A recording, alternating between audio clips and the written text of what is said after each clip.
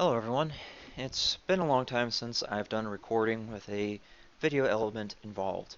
I got a request for more Fallout 4 content. I'll get to what's on the screen in a second. I'm not really sure as to what else I can do for Fallout 4 content. A long time ago I did recordings to find the high-end armor, and nothing has changed since then. I haven't received any um, new locations for that kind of armor or that sort of thing. So really the only thing I can do is talk about mods in the creation kit or this build that I have up on the screen, which is what I will do now. So this particular build is different than the prior builds that I put in my recordings due to the fact that this is going to be a ninja build. The builds in the prior recordings were Rambo builds. Now, Fallout 4's survival difficulty put in a lot of things that could potentially make a Rambo build a lot harder, so I've made it as easy as possible um, with this theory craft. I will post what changed in survival mode in the description along with everything I'm talking about. So with this particular build, a lot has changed, but a few things remain the same. Besides Ninja, the core will be Rifleman, Demolition Expert, Armorer, Gun Nut, Bloody Mess, Lone Wanderer, Sneak, Adamantium Skeleton, and potentially Strong Back. So with that all in mind, the equipment used is going to be rifles. We are not going melee. The only melee weapon that will be involved with this theory craft is a combat knife with the stealth upgrade. The combat knife with stealth upgrade does increase damage on sneak attacks. There's unfortunately no math involved with that, so I can't tell how much extra damage it adds. But I do know that the base damage with Ninja gets up to roughly about 260. With all the other adds in there, it'll get up to around, I think it was 400 when I did the math. 400 is still going to be a lot more than most of the hunting rifles and or sniper rifles. So that's why Big Leagues is not a core of this build.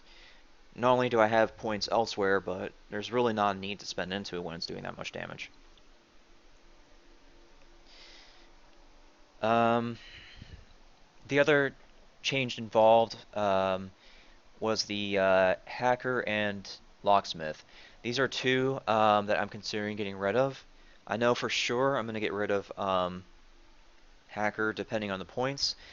This is because in my long Fallout 4 hours, I discovered that hacker really doesn't do that much for you. It unlocks a few doors here and there and potentially some mag locks, but in the end, it's just not worth it. I mean, sure, you get a few drugs from behind mag locks, but um, cap-wise, there's more value involved in locked containers than computerized doors. That's just kind of what I've discovered. And even then, the cap value from locked containers isn't really that much. I mean, it's nice to have, but it's not like a mainstay income, I guess you can say. So we'll have to see where all the points go with this, but depending on that, I may or may not do locksmith. The other one I'm taking out is toughness. Another thing I learned from my long Fallout 4 hours is you reach about 200 physical and energy resistance even with combat armor and ballistic weave. So there's really not a need to spend into toughness this time around due to the fact that it'll take 5 perk points just to get 50 damage resistance. Now 5 perk points is better spent elsewhere for this particular situation anyways. It's still a useful perk and I will always think that, but um, this time around it's just too many perk points to get what I was originally intending to get out of it. So, with all the core talked about, let's talk about the special. So you'll notice that I just barely put myself outside Ninja and Adamantium Skeleton. This is because I'm going to rely on bobbleheads with this theory crafting. It's the only way that I can see of stretching the points thin. As far as intelligence is concerned and why I'm not doing Idiot Savant on this, that all falls under the points and just how many I've had to spend already. Idiot Savant is nice, but the problem is it's a 5 luck thing.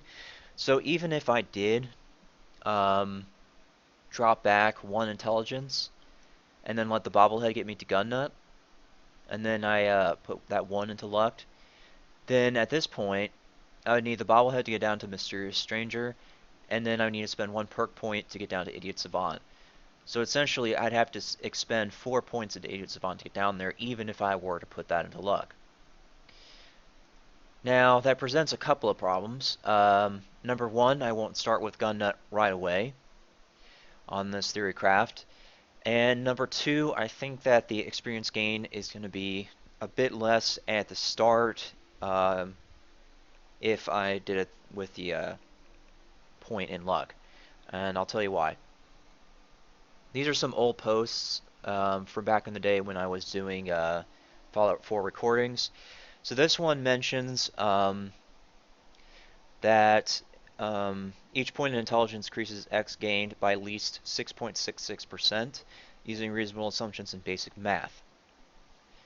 So essentially, by dialing back intelligence 1, roughly 6% experience gain is lost at the start. So there's that. And then, of course, here's this chart regarding intelligence and Idiot Savant. So that will be in the descriptions. And then here's a formula for intelligence. It's XP final equals XP base times parentheses 1 plus intelligence times 3 over 100. So you can see that intelligence does play a somewhat important role, and dialing back even 1 can be potentially problematic. The other thing too is for people who really like that science perk, which I don't, but you could just get the bobblehead to get down to hacker, and then you have to spend 2 points to get down there, and then another 4 into science, and you can do it that way.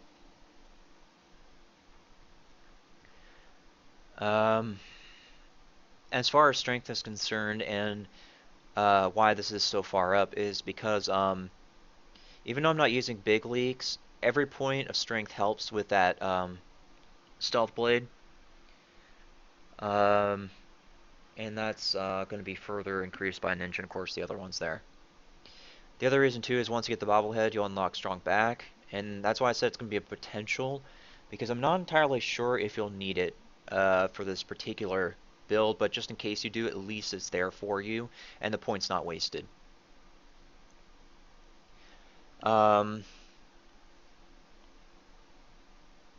Charisma, the reason that's really low is because there's really not enough speech checks in the game to justify it, I think. Out of the entire quest lines that I did and all the side quests and radiant quests, I really only saw at best 9 speech checks. Even then, I was able to complete speech checks just by wearing different clothes and things of that nature. So I don't see a point in spending into charisma any more than is necessary to get down to Lone Wanderer. And you really only need to spend 1 point in there because of the bobblehead. So,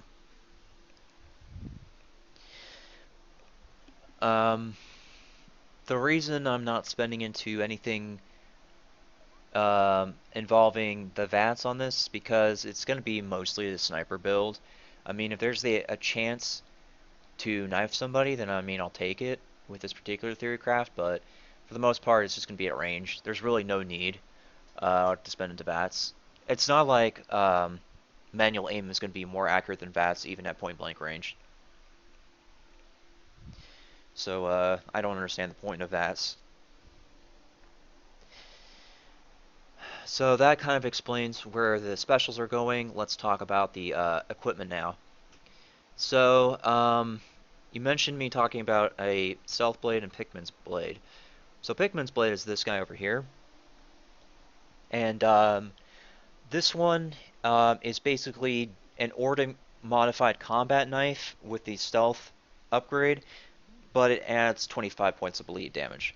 So the vast majority of the Fallout 4 community sees Pikmin's Blade as being the best that you can get just by normal rewarding.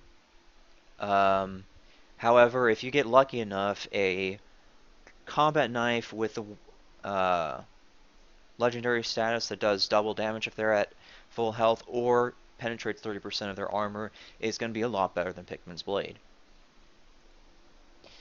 However, the chance of finding either of those two is slim to none, so unfortunately, Pikmin's Blade is going to be the best that you can really get for this.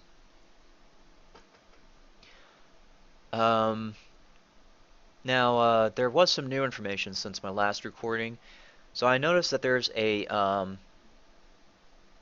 combat rifle called Overseer's Guardian with a two-shot effect already built in, and apparently you can buy that from Alexis Combs after you gain entry to Vault 81.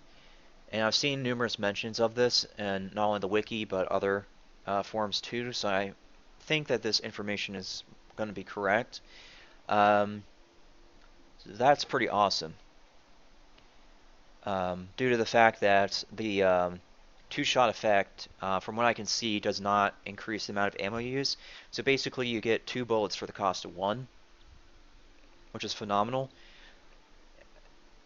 Then of course it's also phenomenal that it happens to be a combat rifle, because combat rifles is something that you will use for the entirety of the endgame if you're doing a rifleman build like mine. The other thing I would look into is this unique combat shotgun called Justice, and it's sold by Penny and Covenant. So she has to be alive for you to get this.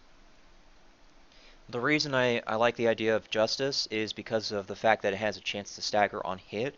So this would make it a really great close range weapon. Just like the Overseer's Guardian, I've seen plenty of mentions regarding its information in other forms, so I think that this information is probably correct too.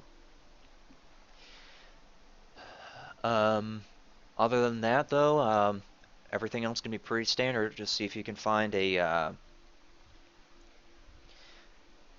sniper rifle and a couple of other things, and you should be, for the most part, set. Um, the only thing I can mention before I end the recording is I did notice that there was a mod to make Ballistic Weave blueprint